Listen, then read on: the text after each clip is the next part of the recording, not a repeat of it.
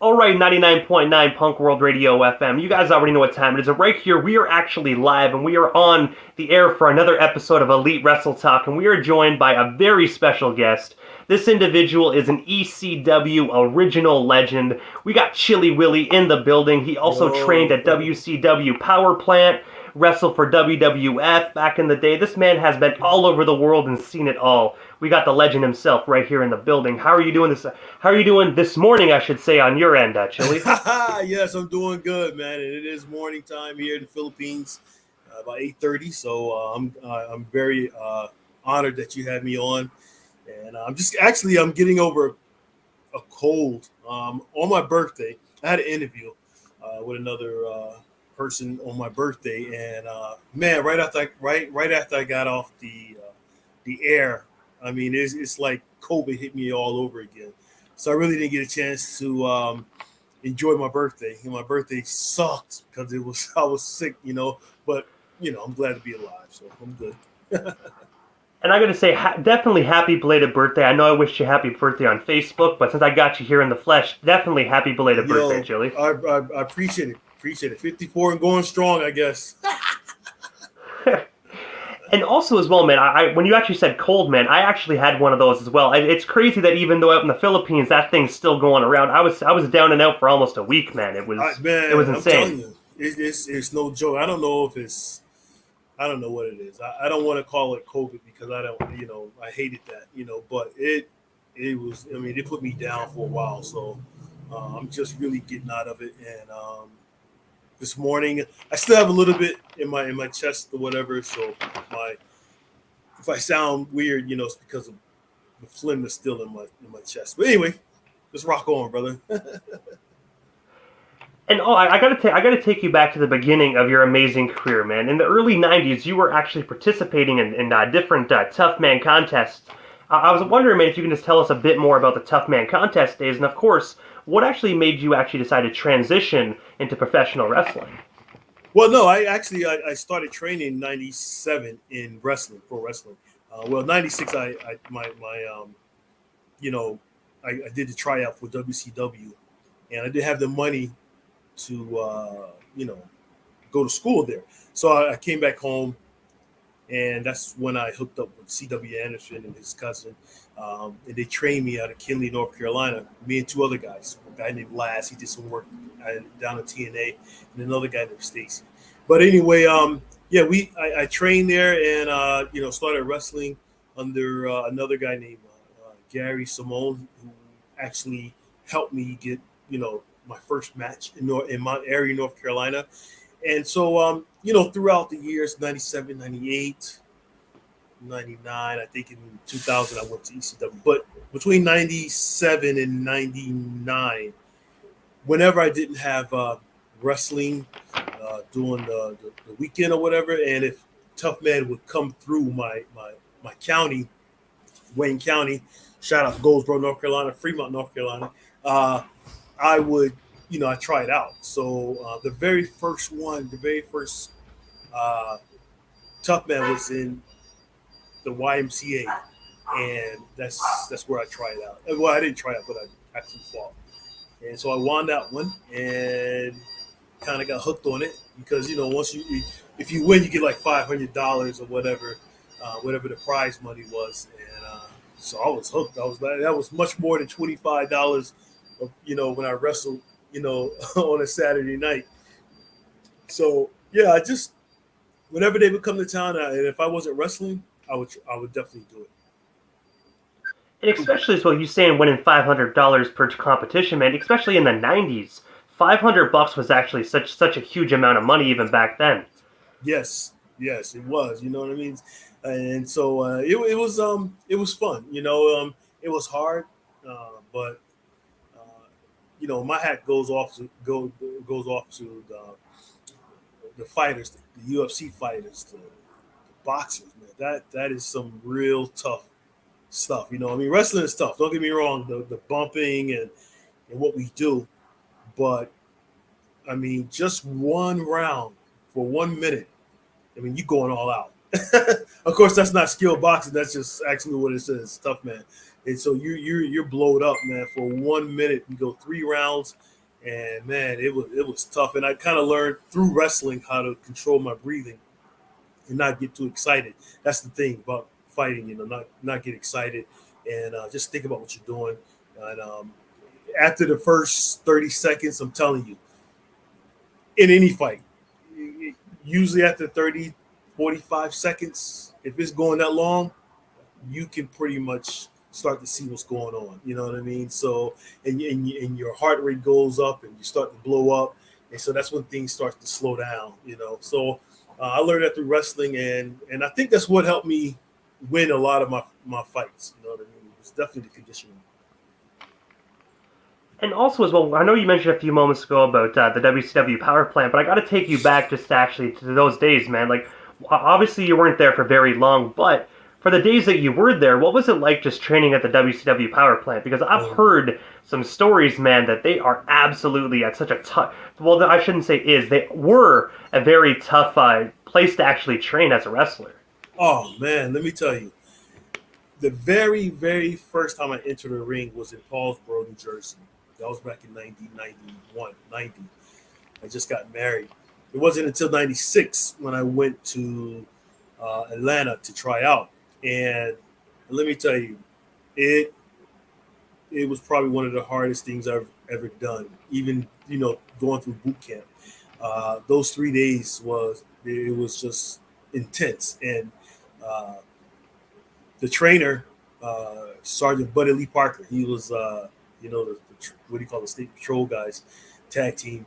He was the trainer, and man, you had some of the WCW talent there. The young guys there, but we went in there. It was probably about 30 guys, some former college football players, um, some other indie wrestlers. Um, no one that I knew or anything like that. It was just I did hear about there were some college football players that was there, and there's 30 of us. And the first thing he told us to do was grab a 5-gallon bucket. And I was like, yo, what's this all about? So you turn the bucket upside down, and that's the bucket you're gonna have with you for 3 days, not knowing what you're gonna do with it. And so you just start off squatting, and you're thinking, okay, if you get to 25 squats, we're good. We move on to something else. You actually move on to the push-ups. Well, he would never let you get to 25. And so that thing would mount up to about 500, 600 squats when it's all said and done. Your legs are cramping. I mean, it's just, and then, in the WCW power play, they had 3 rings, and so they would do what we call a gauntlet. And then you go in. You didn't know how to run the ropes. They didn't teach you how to run the ropes. They just said run back and forth, do this, do that, do that. Hop out the ring, jump into another ring, do something else, jump into another ring. Man, by the first day, I think maybe half of us was done. It was half of the crew that was there. They were, I mean, people throwing up. Uh, and if you start falling out, far as not doing the squats and everything, Sarge would be like, "Get up!" If you can't get up, he say, "Tell me you're a cockroach."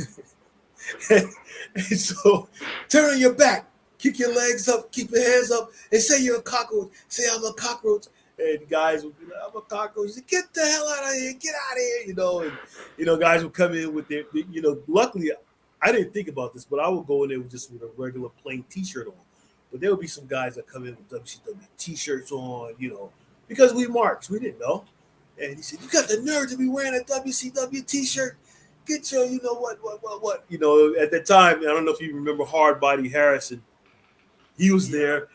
Uh, Coach Pistol Pez Watley, God bless his soul. He was there. Man, I mean, man, you had some of the best and some of the older guys from WCW that was in there, and it was just grueling, man. And then at the last day, it was 3 of us left, actually, three guys left, and Sarge he didn't really take it hard on us that day, because on that Friday, the guys would come in, the wrestlers would come in, and they get their paycheck.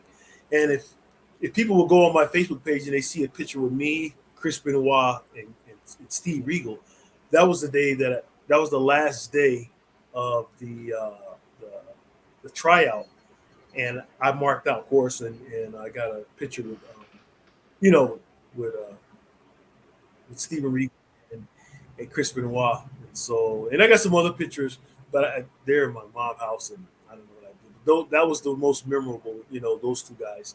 And so, yeah, it was tough, man. And then you go talk to Mr.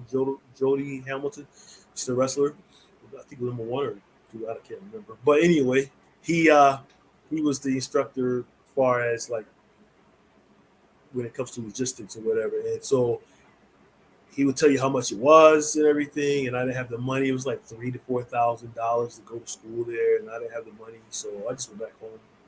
Luckily, I linked up with another indie crew, and that's what happened. And you don't me asking, because obviously, you just mentioned you actually had the opportunity to meet Chris Benoit. If you don't me ask, what was it like actually just meeting him back in the early 90s? So obviously, despite what happened, the unfortunate situation, no matter what, man, he is still one of the best technical wrestlers. I know I'm probably going to get ringed out by some people for saying that, but you got to admit it, man. Him as a human being, and maybe not, but him as a wrestler, man, is such an amazing technical wrestler. The things he can do in that ring is just insane. Man, let me tell you, I had much respect for Chris Benoit, still do. One of my favorite wrestlers. I don't know what happened in his personal life. I wasn't there. None of us was there, so I can't speak on that. You know what I mean? So, from what I knew, and from the time that he saw me in '96, he was a nice guy or whatever. I actually locked up with him. I tried to lock up with him in the ring or whatever. So that was my very first time locking up with someone. He didn't do anything because I didn't know anything. But when I started wrestling ECW, and then I did a dark match in WWE, Rhino introduced me to him and Chris Jericho, and so he's a very nice guy, and so I just had much respect for him, and he was just very cool with me, had no problem with issues or whatever. And also, as well, in the early 1990s, you actually competed in Matt and Jeff Hardy's wrestling promotion titled Omega. I was wondering if you can actually just tell us a bit more about the Omega days, and of course, what was it like actually working alongside Team Extreme, the Hardy Boys? Well, actually, a lot of people get that wrong. I think someone misquoted me or something. It was one time I wrestled for their promotion. It was like a county fair or something like that. And because we're all from North Carolina, they're like from the southwest side, and then we're like in the middle. And so, yeah, I worked alongside, beside Matt and Jeff, in a sense, on the same card. No, I didn't work them, but we were in the same locker room the whole nine and everything. I never got a chance to work with them, but on different occasions we would work, Manio, North Carolina, and so. They were great, man. I mean, you knew the guys was going to be stars. It was just the way they just carried themselves, the things that they did. They were like fan favorites everywhere they went, and they was just you just knew. What I mean? Just when you're around certain people and you're in certain situations like sports or whatever. You kind of know who the top guys or the top women are. You know what I mean? It just brings out the I don't know, the aura in them or whatever, And so, yeah, we were on a couple of shows together. I was just starting out in my career, and so yeah, I worked for their company once. It was headed up by a guy named Thomas Simpson. He's still living, still doing his thing. And so, that was it. It was great to work with them. I was with also Shane Helms, the Hurricane, Mike Maverick, Lodi, Joey Mercury, Joey Matthews, Kristen York, Priest Coleman, all those guys from North Carolina. You know, of course, C.W. Anderson. Um, it was just a big group of guys that was, you know, we were just wrestling on the same circuit somewhat, and you know, we would cross each other's paths every now and then, and even late it was Dak Harwood. You know, we called him. I forgot his name already, but anyway, we wrestled also on the in North Carolina also. So it was a couple of us that did some things. And when you said Joey Mercury a few moments ago, honestly, that brought me back to a very simple time in my life, man. I remember Eminem, the tag team he actually did with John Morrison, man, was such phenomenal. Right. Yeah, that was good. I was down in OVW with those guys also. Joey Mercury and John Morrison and Johnny Mundo at the time, man. He could go. You know, he could. I mean, if you want to talk about somebody doing lucha libre, that guy was great, man. You know, and you know, yeah, it was cool. It was cool working with him. Definitely, I agree with the lucha libre stuff, man. Like that, I don't know what you call that move. I forget what it's called. But he would like jump on the top rope, hit his legs, and do some flip, and it's like, wait, what? Yeah, like, yeah, exactly. And also, as well, in the early 2000s, you actually debuted in the iconic Extreme Championship Wrestling (ECW). I was wondering, how did you originally get connected with Paul Heyman, and of course, what was it like just working at the company at that time? Because in 2000, it was kind of like a transitional period for ECW. It was great. You know, I learned a lot. You know, because I was green as green could be when I first went to ECW, and I got invited to go to ECW through C.W. Anderson and Steve Carino, and so that's initially how I got started in ECW. Then I got on the ring crew after doing a dark match in Virginia with Julio Dinero, and so of course he carried me the whole way. Everybody that wrestled would carry me. I sucked, but you know, I had the charisma, I had the looks. I think you know that got me over. You know, my wrestling IQ was bad. You know, because it was I was when you're green, when you don't have a lot of repetition in something you don't know. You know, and so it took a while.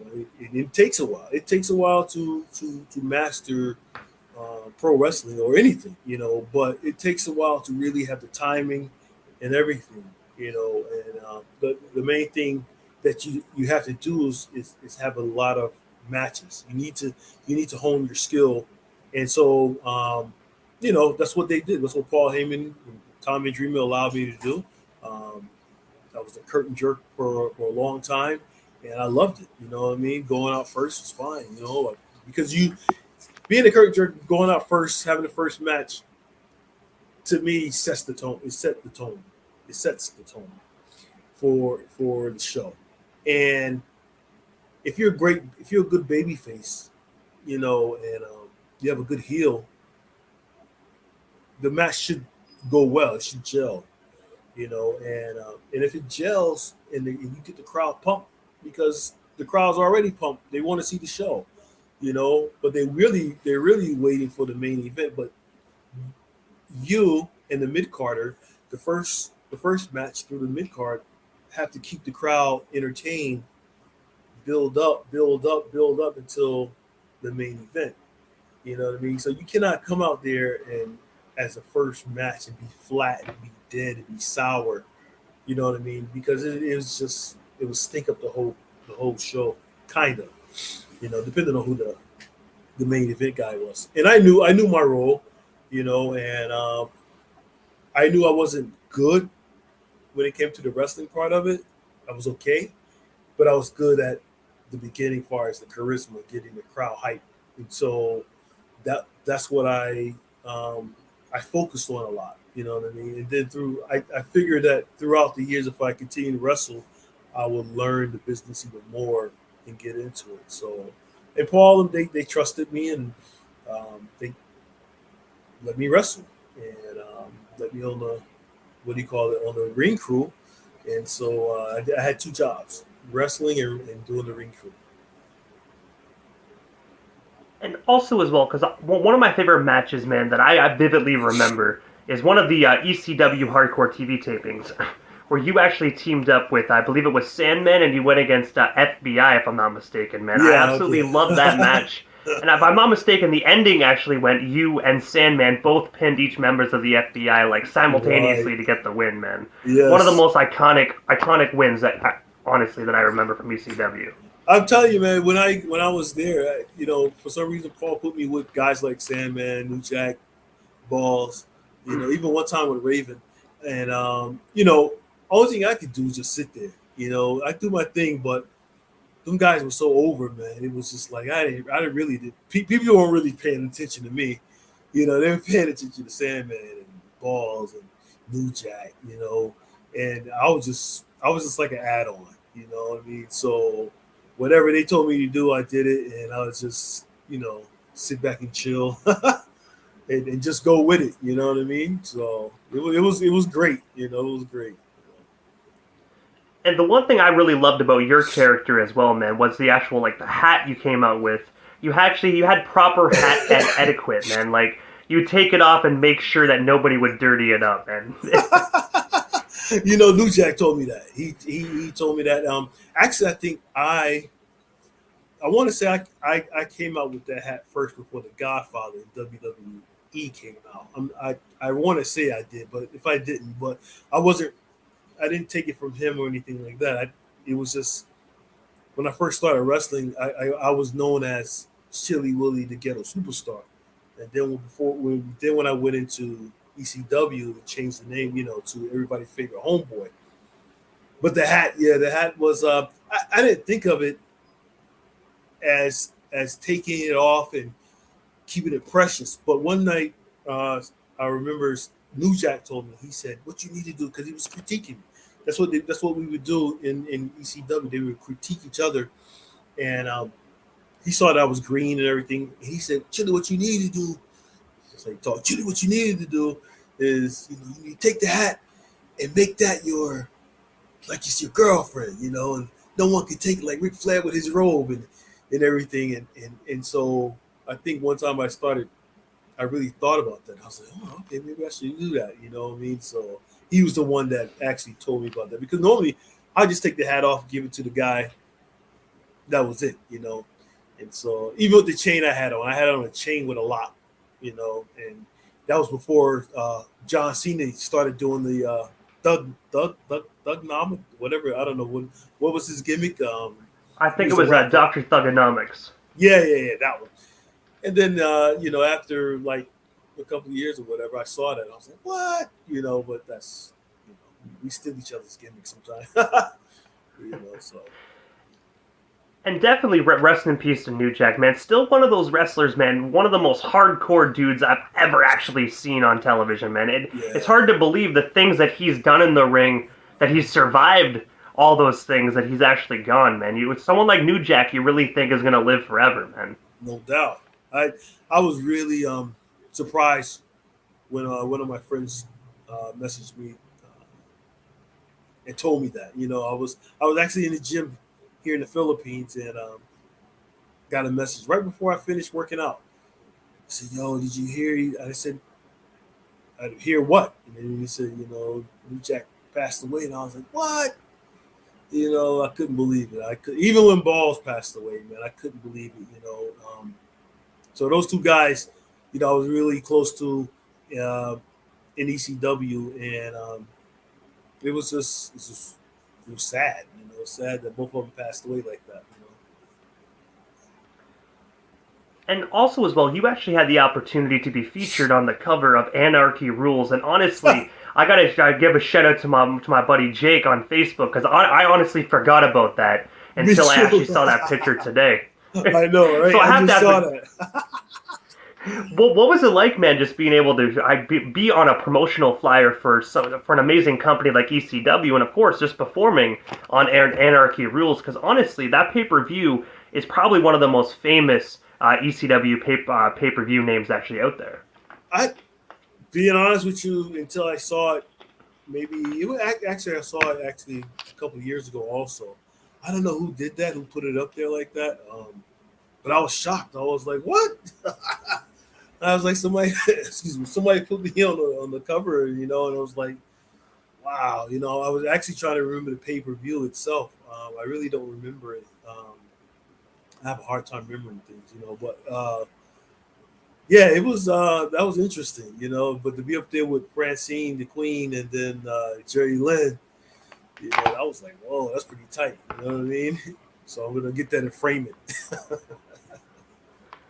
I'm not gonna lie. I want to find the DVD copy itself, man. Yeah, me one too. thing I love, I love ECW, man. It's like when it comes to ECW, like anything, man. It's like it's kind of like one of those things where it's like, oh man, I love ECW, but it's so hard to find like the VHS and the DVDs. You can find the WWE ones everywhere, WCW, but when it comes to ECW, it's like slim pickings. No one wants to sell their goodies, man. Yeah, I don't know what happened, man. ECW was I didn't know anything about ECW when I went there, but once I got there, started learning more.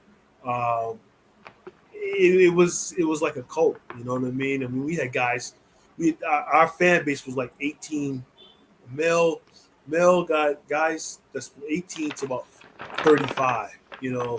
That was pretty much our fan base, and it was like hardcore wrestling fans, and it was just one of those things that where if you look at WCW, you look at WWE, of course, those guys were backed by big money, you know what I mean? And but their fan base was not as hardcore as ours. It was just like we were like a small. If it was the military, and WWE was the Army, and WCW was like the Navy. ECW was like the Special Forces, you know what I mean? Because we were just that tight. Our crew, it was just tight knit, and the fans loved us, and they helped us grow as wrestlers, because they will teach us in a sense. Because if you messed up, they let you know.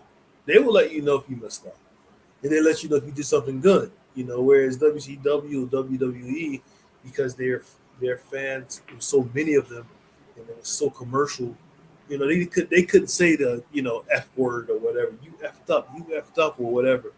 But us, you effed up. So you knew the next time you had a wrestling match, you'd be like, oh man, I don't want to make that mistake no more. You know what I mean? So it was great times. Yeah, the receipts are definitely coming your way. The receipts, no doubt. And it's crazy. Even with ECW, they made sure not only the people in the locker room knew, they made sure the fans could tell that was a receipt too. Like, yeah, exactly. Then they would just, if they didn't know who you were, they'd be like, who the F are you? Who the F are you? And you'd be like, what? So I mean, you had to make yourself known. It was just a chance, you know what I mean? And now you look at wrestling now, and it's like, this is awesome. Well, that all came from way back with ECW, the chant, the chant, because WWE didn't have that back in the day. They didn't have those chants, you know what I mean? And so it was just, they would just cheer, and things like that, but they didn't have the chant of, this is awesome, clapping, and that stuff came from ECW, you know what I mean? So yeah, especially when you say making your mark as well, man.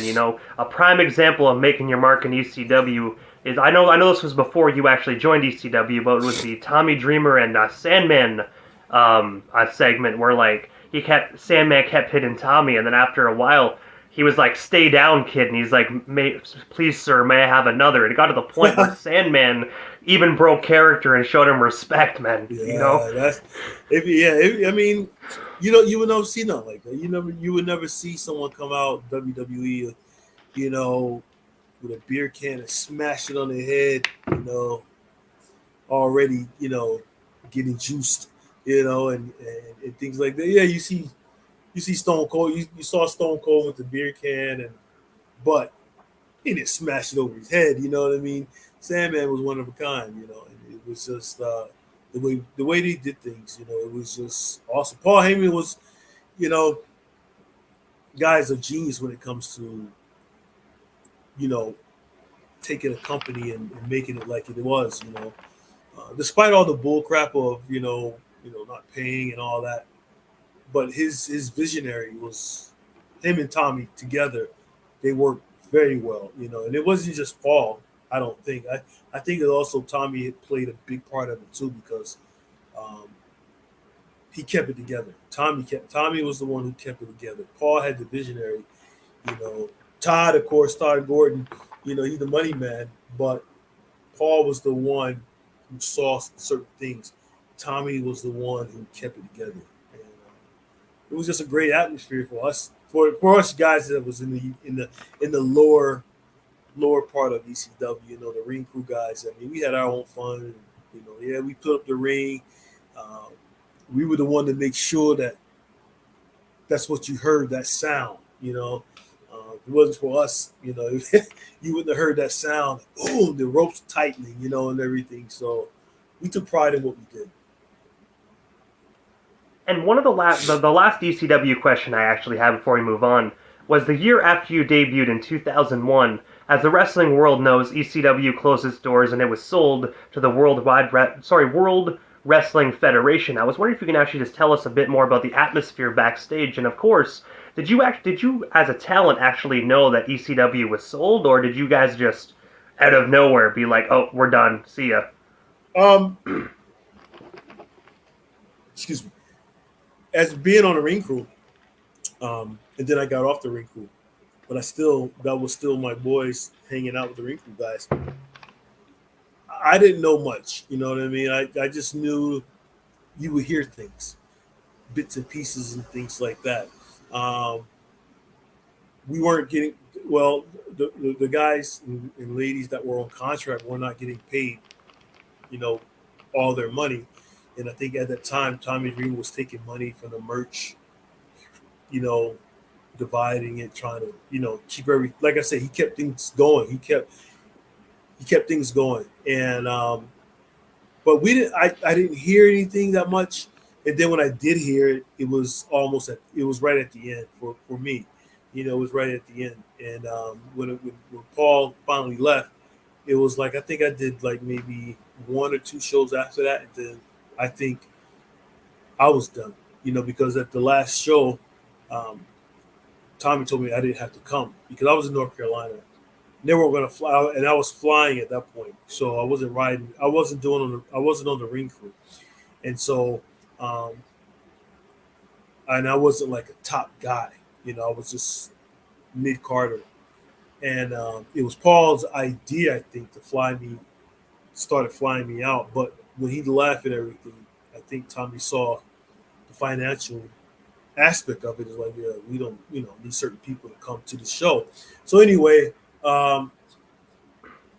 when that happened, you know, that's when I kind of knew, okay, it's done. So I need to find a job because I quit my job working in a factory in Goldsboro, North Carolina, and so I was staying with my girlfriend in Jacksonville, North Carolina, Camp Lejeune, and so when I was home, I decided, and then 9/11 hit. I said, well, I don't have a job. Maybe I'll go in the military. And that's when I decided to go into the military. So I went in the military when I was 31, you know what I mean? Because I saw the writing on the wall that ECW was done. And so when Tommy told me not to come to that last show, I said, okay, that's it. You know, we're done. And I want to say first and foremost, man, thank you so much for your service as well. I know you have a Purple Heart and you won medals in the Army. So honestly, man, thank you for your service. I know I'm out here in Canada, but that was a world war in my honest opinion, man. I lost family in Afghanistan as well. So thank you for your service, man. Sorry to hear that, brother. Yes, thank you. And thank your family members. You know what I mean? Like I said, for me, at first it was a job.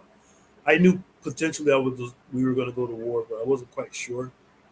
Didn't really want to go to war. It's not something I really wanted to do. I just really wanted a career. And I was going to stay in. Had WWE not called me, I'll probably would have still be. I would have probably stayed in.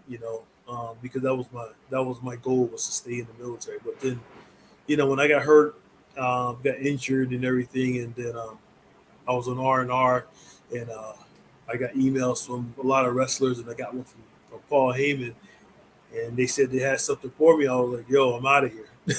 So I told my commanders, I said, "Hey, just check this email out." And then when we got back from Iraq because I was stationed in Fort Drum, New York, I had two messages, one from TNA and one from WWE, and I didn't know TNA at the time because we were in Iraq for almost a year and a half, so there was no television, no communication really from the outside world, and so I didn't know nothing. I didn't know what was going on, but it worked out, and I signed, so it was all good.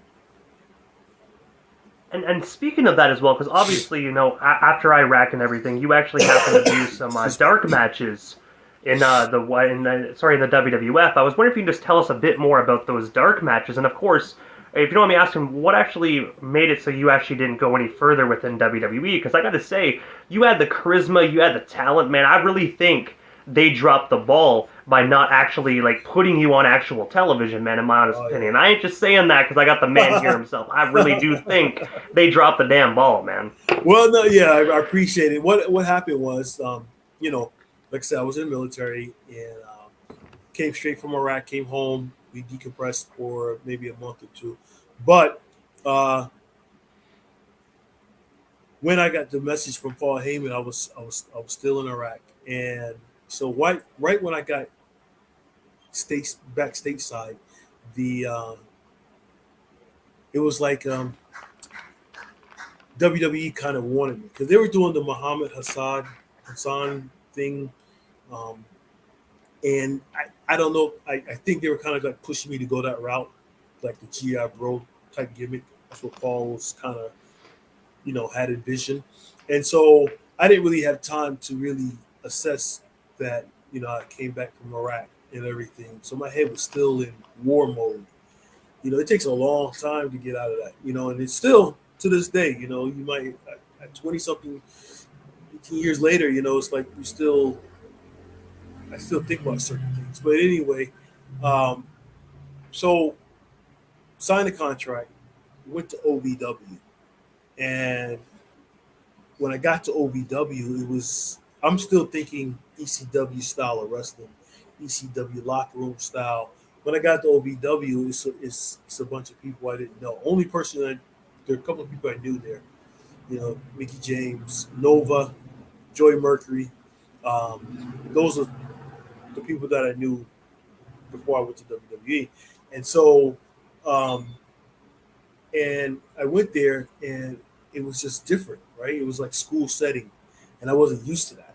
I wasn't used to going into a school like that. I mean, yeah, we always talk about C.W. Anderson, but it was one time, twice a week or something like that, 3 times a week. Here it was every day, except for I think Wednesday and Sunday. And it was just like in a school setting. Jim Cornette, you had Tommy Dreamer, Al Snow was there, Danny Davis, a bunch of different people. Rick Rogers had the lower class, and I couldn't cope with it. You know what I mean? My mind just wasn't. I don't know.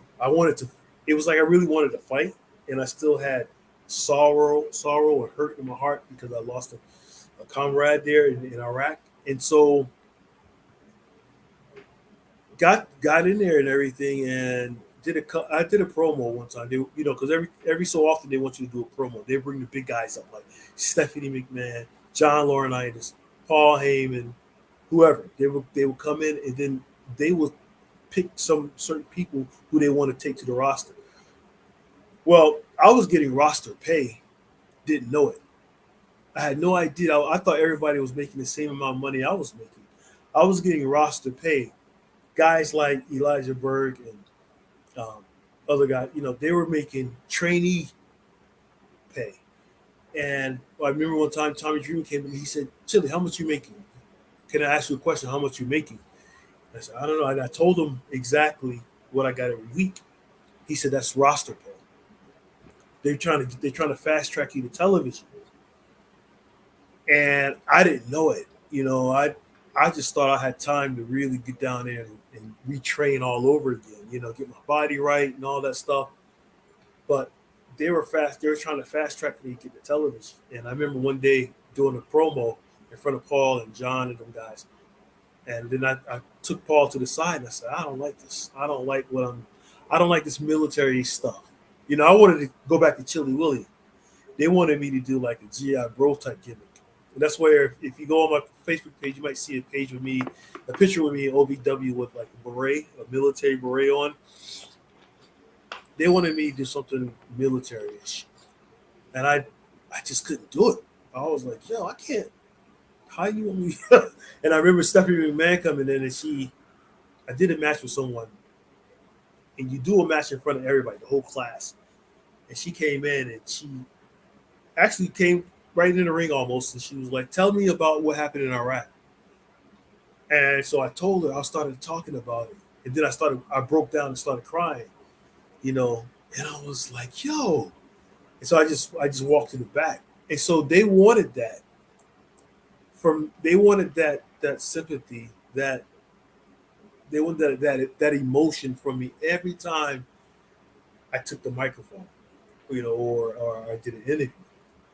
And I couldn't do that, man. It was just a spare of a moment type thing that happened unexpectedly, and I just couldn't do it. So when I told Paul and John I didn't like the promos that I was doing, then maybe a day or two later, um, John called me and said, "Hey, Vince doesn't like your promo." I said, "Duh." To myself, I was like, "Of course, I didn't like it. I know he ain't gonna like it, so I didn't like the shit, And he's like, "But if you want, we can send you to Puerto Rico, and you can finish up some training. You can do some training down there." But at that time, man, I was just like, I want to go home.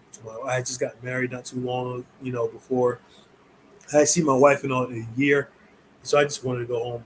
So I just went home. I packed my bags and left, man. That was it, And the rest is history.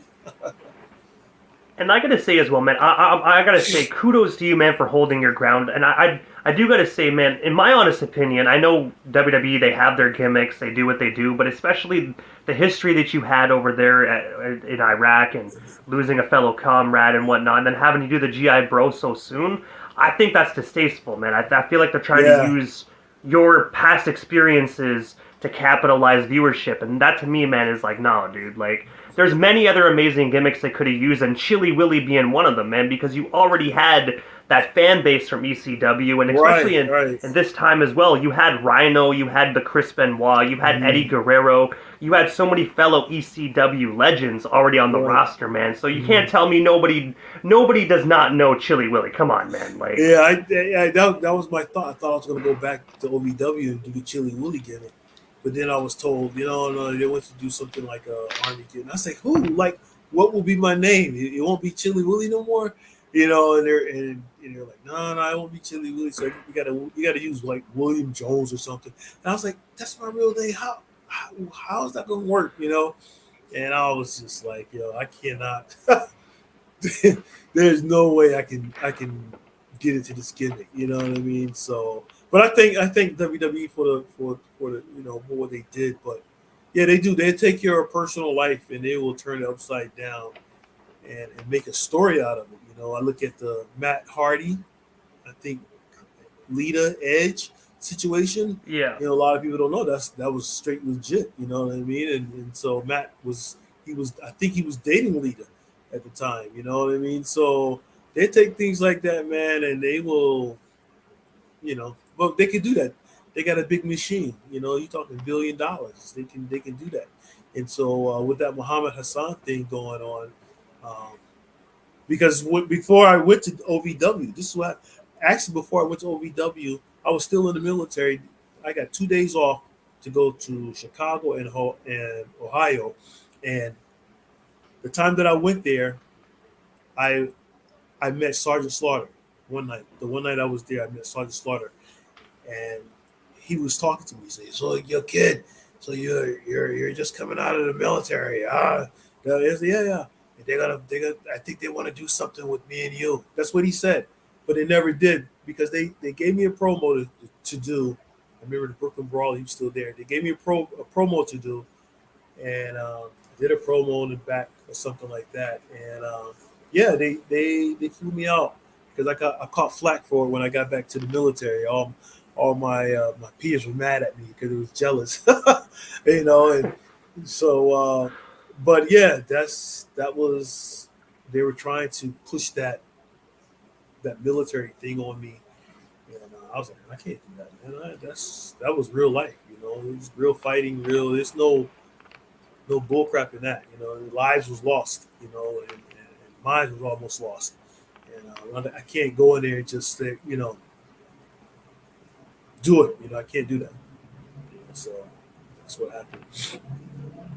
And before we move off the just the WWE WWF days, I actually tracked down a little mini clip, man, of you actually coming out for a dark match, man. I literally searched, and I kind of want to play it for like 20 seconds, man, to show the viewers that don't know this side of Chili Willy and kind of give them a little taste, man.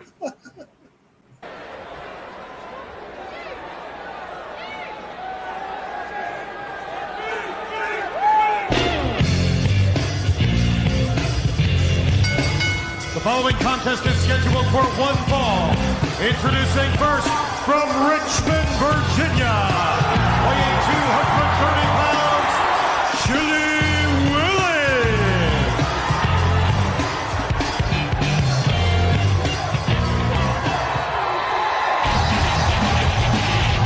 His opponent, weighing 252 pounds, Cusick.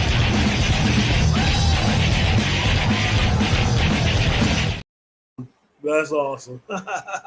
It's actually, I guess it's a full match as well, man. What I'll do actually after the interview, I'll shoot you that on Facebook Messenger. That we have a copy of it, man. When I saw that, I was like, man, I didn't even see that, and I've been a fan of your career, so I was like, oh man, I gotta play a little clip of that, and hopefully YouTube doesn't shut us down for it. Yeah, I remember that. Cusick, Pat Cusick, very good friend of mine. We worked on the Indies before. Actually, he was doing dark matches before I started doing dark matches. So I don't know why they didn't sign him. You know what I mean? He could have been signed easily. WWE had the weird way of who they're going to sign, who they're not going to sign, or whatever. Pat Cusick, man, he was great talent. You know what I mean? And when we did that, right before I went out, they asked me. Because I thought of ECW, and they said, where are you from? Where you want to be held from? And I said, where are we? They said, Richmond, Virginia. I said, okay, I'm from Richmond, Virginia. And then the next night we did Baltimore, I think. And then they said, where you want to be held from? I said, from Baltimore. So I was trying to take that gimmick, everybody's favorite homeboy, because I saw that he grew some, some cheers and everything. And yeah, that's kind of what got me over, because I didn't think a lot of people knew who I was, but when they said Richmond, Virginia, the whole crowd, and then they let me go over on Pat twice, you know what I mean? So that was kind of like, I don't know where they were going with that, because normally in a dark match, if you do a dark match, you are going to wrestle one of their top guys, their mid-carders, pretty much. You go in there and you do the job for them. But when they had me and Cusick, both of us are unknown, pretty much. I mean, I did ECW, but we're unknown to the crowds, and so that was very rare, and so I thank WWE for that, you know what I mean? So that was pretty good. And also as well, I actually read via Wikipedia that you were actually currently helping out in the in the Philippine Wrestling Revolution and Art of War Wrestling, where you actually offer training and input behind the scenes. I was wondering if you can actually just tell us a bit more about the wrestling industry out there in the Philippines, and of course, what is it like just offering your veteran knowledge to these up-and-coming stars out there in the Philippines? Well, it's a good question. It's when I came out here in 2015, I went to one of the it was called PWR, Philippine Wrestling Revolution. They had a promotion. They started a wrestling group out of a Facebook group, which is cool, you know. And these kids, you know, they taught themselves pretty much. I think they had a couple of people come in internationally to teach us some things, but for the most part, they hadn't been taught, you know, how to do wrestling. But let me tell you, their promotion and their production was off the chain. You know, they had a lot. I mean, 500, almost 600 people in the crowd, cameras, you know, news media, everything. And so when I went there, I was very impressed because, you know, in America, when you go to a wrestling show, even if you have names on it, you're lucky to bust 100 people. You know what I mean? 50 people, you think you're doing pretty decent as a promoter. So they, you know, these guys had 500 people. And I mean, and so I was like, what in the world? You know, I was really shocked. And then when they came out to Wrestle, you know, I said, okay, they need some work in certain areas.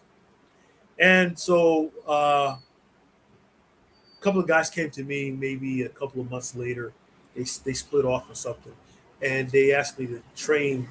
And so I wound up training like 25 students, people here. And had our own little, they had their own little promotion. But the promoter or the owner of that, the 25 people that I trained messed up the whole thing. And so, and I try to teach them and try to tell them, look, you know, you got to watch the promoters. You know, you got to watch. Not every promoter is bad, but if they're telling you or they're selling you stuff real quick, be cautious because it's not going to happen. You have to just wait and let it progress. And I was trying to teach them that. They know now, but back then they didn't know. But anyway, trained them guys, and they broke off. And now there are 3 companies here in the Philippines. MWF, that's Manila Wrestling Federation. WUW is World Underground Wrestling. I think it's out of Japan. It's like a franchise of NWA. And then FPW is actually almost, it's like a break-off extension of PWR. Anyway, they all, you know, do their wrestling here, and it's growing. The fan base is really growing here in the Philippines. They're doing great. They're still honing their skills, and they have their own style. And I respect that they have their own style of wrestling. You know, everybody don't have to be or should not be like American style wrestling or New Japan wrestling. You know, this is the Philippines, so they have their own way of doing things. And if it's not like, you know, what we see in America, we as Americans should not be like, oh no, that's not good. No, it's their own style, and I appreciate that, you know, and I appreciate that they allow me to help them in a certain way. And they came out with last year the Chili Willy Memorial Cup. So Ken Cypher, the Asian nightmare, he's the champ. He's the winner of the Chili Willy Cup, and so it's just, I think they're gonna try to keep doing it every year. So I really appreciate that. I was, you know, I'm ecstatic. You know what I mean? If I don't do anything else in my wrestling career, you know, at least I had a Chili Willy Cup named after me in a whole different country. So I thought that was pretty cool. Big ups to the Philippine wrestling.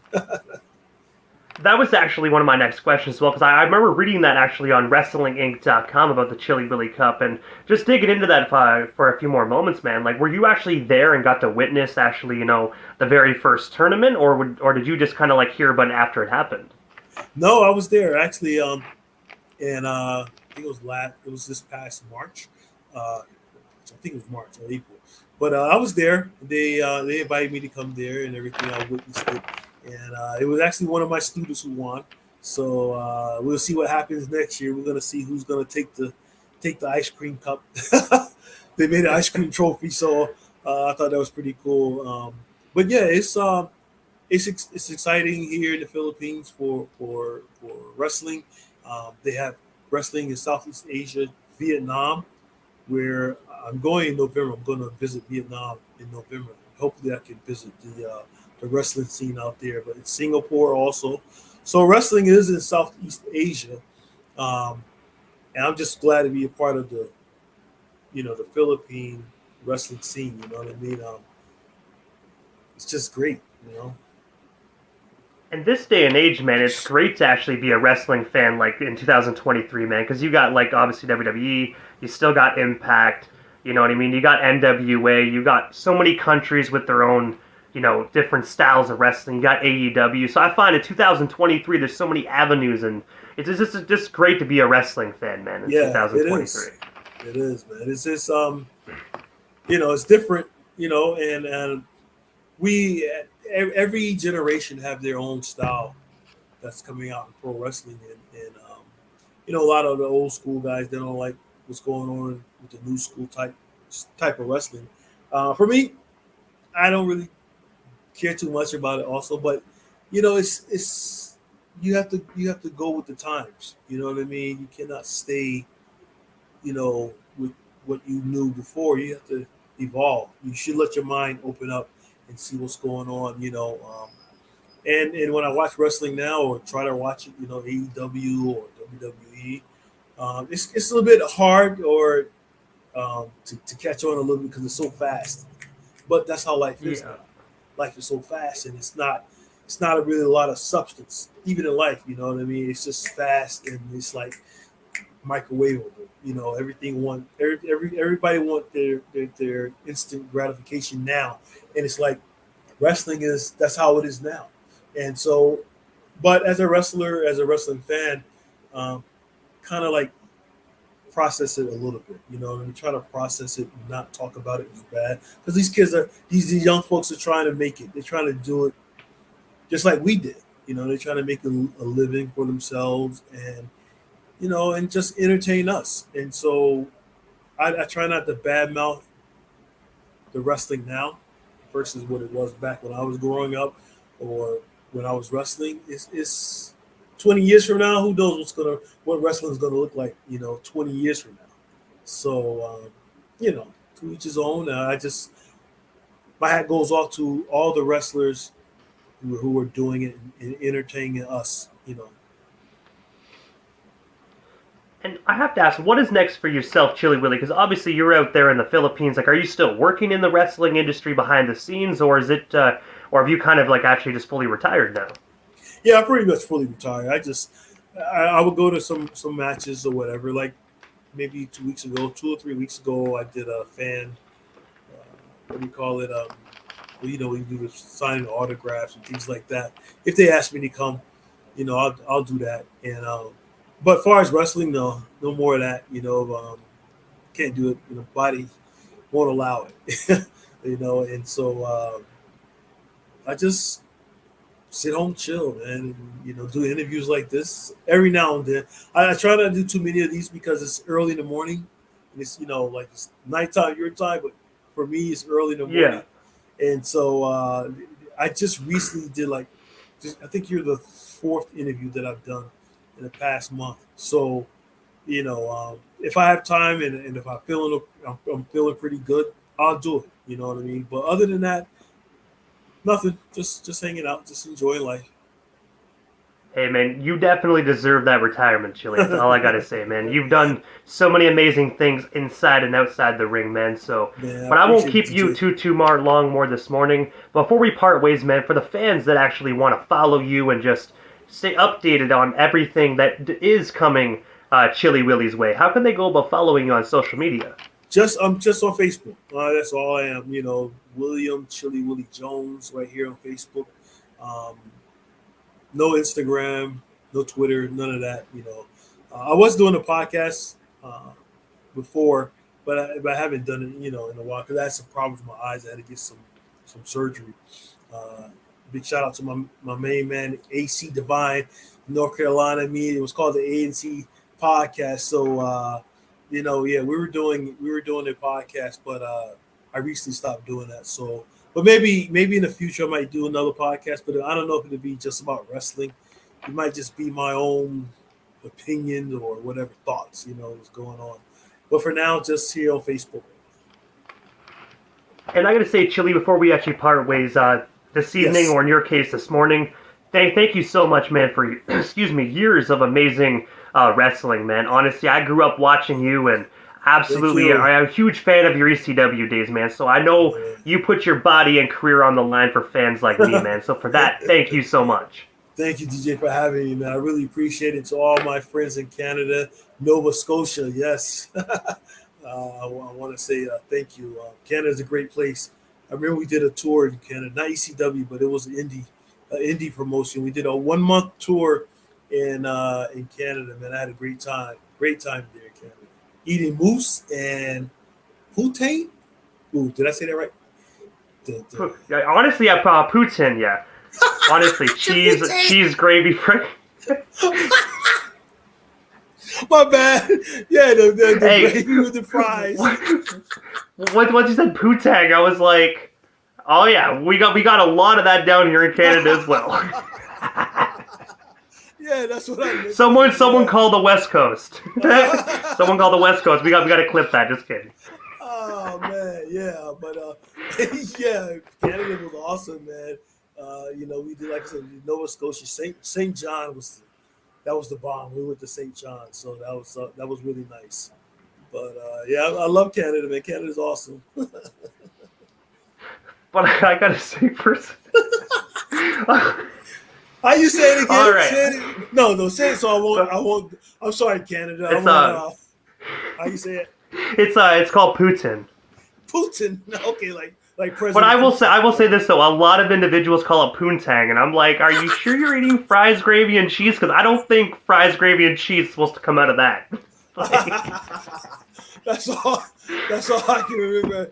It was good though, man. I mean, the Putin was good, man. I gotta remember the Russian president when I say that Putin, not Putin, Putin. So that's fries, gravy, and cheese, right? Yeah, fries, gravy, and cheese. I honestly, some people use like brick cheese, or some people use use cheese curd. Okay. Yeah. we gotta man. I gotta come to Canada, man. We gotta do some research on that. But I remember that was some good fries though. Yeah, I like that. Oh man, it's definitely good. It sounds bad to say, man. It's fattening, but I mean, damn, man. When on a cheat day after a workout, man, a poutin's perfect. Yeah, man. I mean, hey, Canada has some good food, So. But I got to say, first and foremost, Chili, again, thank you so much for your time, man. Just, giving us an hour of your morning. But we definitely shall talk soon, Chili. But for now, definitely have yourself a wonderful day out there in the Philippines. Yes, you too, DJ. Thank you, brother.